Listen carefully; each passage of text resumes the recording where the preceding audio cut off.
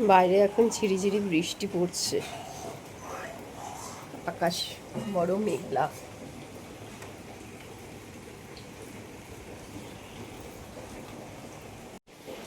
Good morning, আশা করি তোমরা সবাই খুব ভালো আছো, সুস্থ আছো। আমরাও আছি। তো তোমাদের প্রথমেই আজকে একটুখানি পায়েলকে দেখাই। পায়েল আসলে আর জামা কাপড়গুলো দেখো এখানে ঘরেই কিছুটা মেলে দিয়েছি। আর এই যে পায়েল এখন শুয়ে রয়েছে, এই যে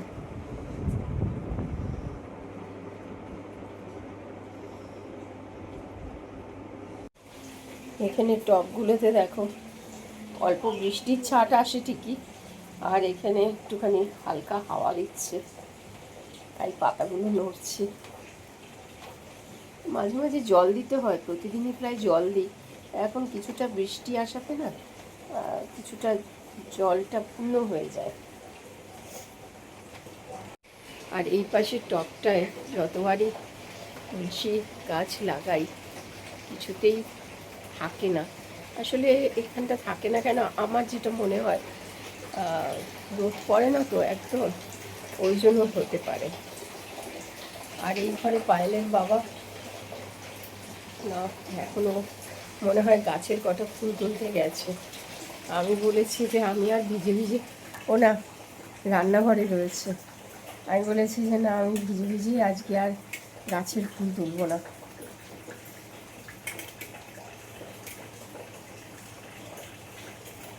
এই যে পায়েলের বাবা, আজকে সকালবেলায় ভাবছি একটুখানি রান্না করে রেখে যাব, ওই জন্য আর একটু সকাল সকালই উঠেছি। আমি আজকে ভোরবেলায় উঠেছি, তখন দেখছি ওর বাবা ঘুমিয়ে রয়েছে। যাই হোক, উঠেছে, আমাদের এক এক প্রস্তুত চা খাওয়া হয়েও গেছে। আর কি করছো এখানটা? কাকরোল, কাকরোল। ও, এখানে একটু কাকরোল নিয়েছে, আর ওই কাকরোলের সাথেই ভেবেছি, আর পটল বেশি ছিল না জানো তো, ওই জন্য এই দেখো এই কটা মাটিতে রেখেছি। এই পটল একেবারে একটুখানি একটা তরকারি করে যাব, আর উচ্ছেগুলো, উচ্ছে আর সব সেদ্ধ দেব। এই ভেন্ডি, এখানে একটু কুমড়ো আছে অল্প। কালকে সেদ্ধ খুব ভালো খেয়েছে পায়েল, বলছে মা আমি সেদ্ধ দিয়ে ভাত খাবো, আর কিছু খাবো না। এখন না ব্রেকফাস্ট করতে চাইছে না, কিন্তু ওকে ব্রেকফাস্ট তো করাতেই হবে, কারণ সকালবেলা ওষুধ খেয়েছে থাইরয়েডের, আর ব্রেকফাস্ট করিয়ে নিয়ে যাব।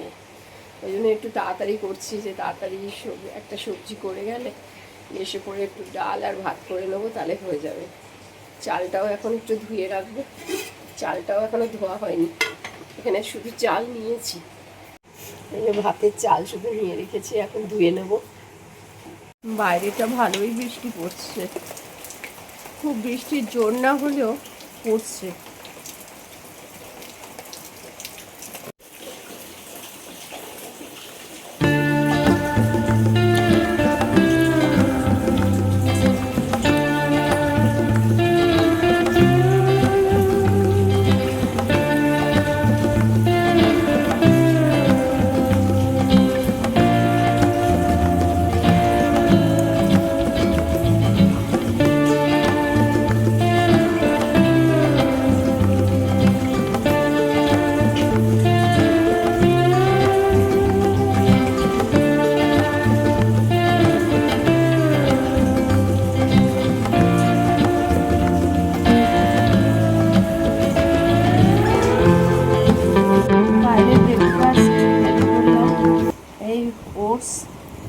ওটস একটু জল দিয়ে মেখেছি, আর একটু এই খেজুর আমন্ড এগুলোই মেখে দিলাম, চিনি ছাড়া।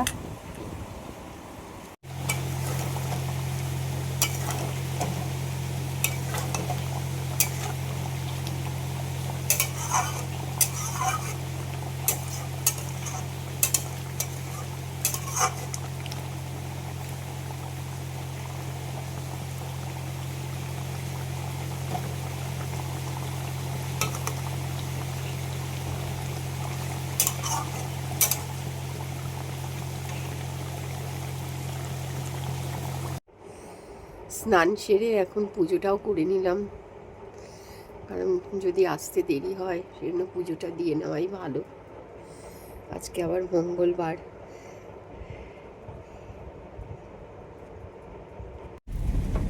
কিছুতেই না গাড়ি পাচ্ছিলাম না, তো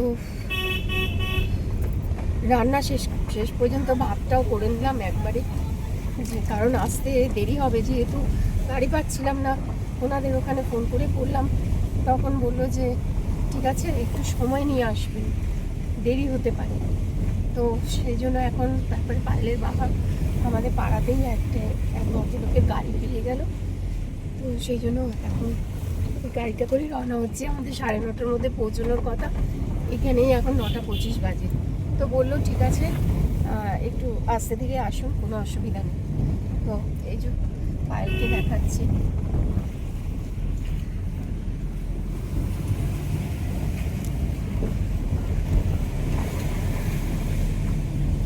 পায়েলের বাবাও রয়েছে সামনে।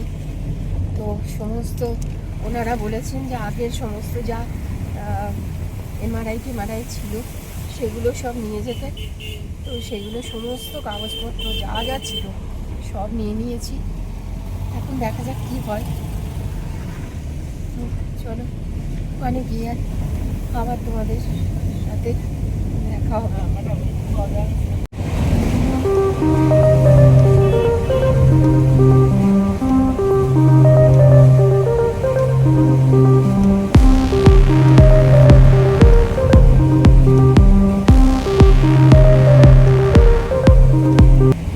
যে গাড়িতে করে যাচ্ছিলাম সেই গাড়ির কাকুটা গাড়িটা খুব ভালো চালিয়েছিল, আমাদের কম সময়ে পৌঁছে দিয়েছিল বানসাল ক্লিনিকে।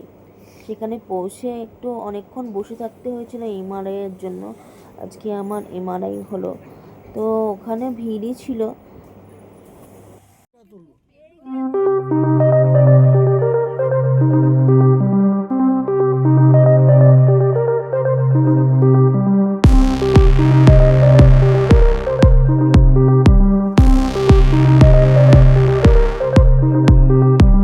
Felt to the pressure of the outside.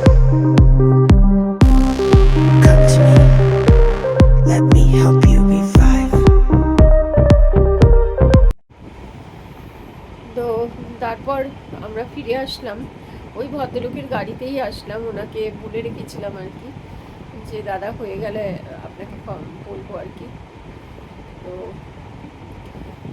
যাই হোক, আজকে ভালোভাবেই এমআরআইটা হয়ে গেল। এখন রিপোর্টটা আগামীকাল দেবে, আগামীকাল বিকেলে বলেছে 4টে থেকে 8টার ভেতরে আর কি গিয়ে রিপোর্টটা আনতে হবে। রিপোর্টটা এনে ভেবেছি আমি আমাদেরই এখানে কোনো লোকাল ডাক্তারকে আর কি দেখাবো, দেখিয়ে বা কালকে যেখানে ওকে হাসপাতালে নিয়ে গেছিলাম ওনাদের একবার রিপোর্টটা দেখাবো যে রিপোর্টে কী আছে, কারণ আমরা তো কিছু বুঝবো না। এবারে যদি বলে যে ভালো কিছু তাহলে তো খুবই ভালো, আর যদি সেরকম কিছু পায় তাহলে ওনারা যেরকমভাবে সাজেস্ট করবে তাহলে ওকে যে ডাক্তার দেখাতাম সেই ডাক্তারের কাছে নিয়ে যাব, এরকমই ইচ্ছা আছে।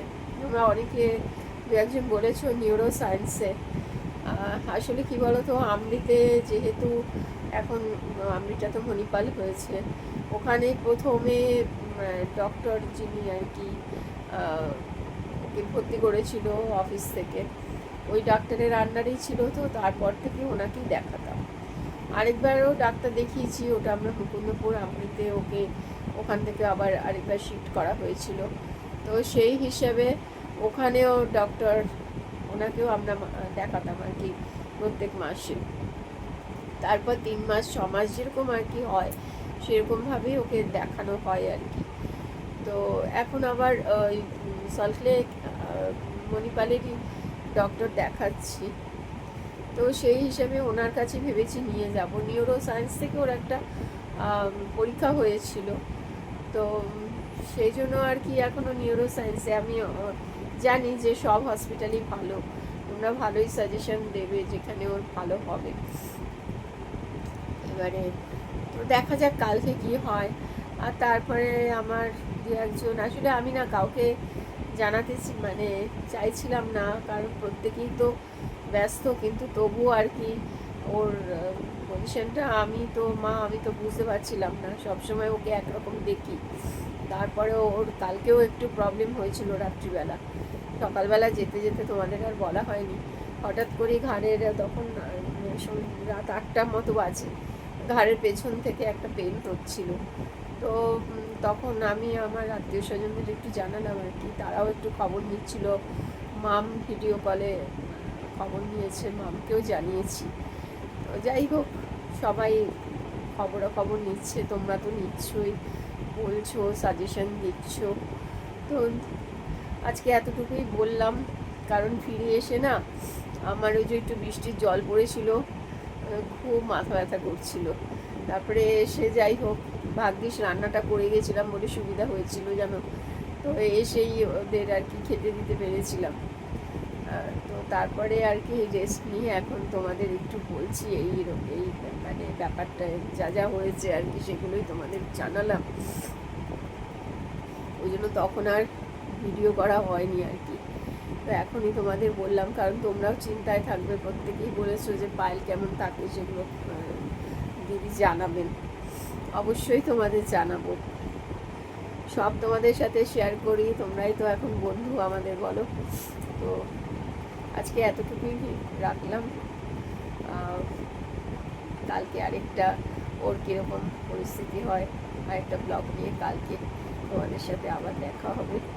নমস্কার, শুভরাত্রি, সবাই ভালো থেকো, সুস্থ থেকো।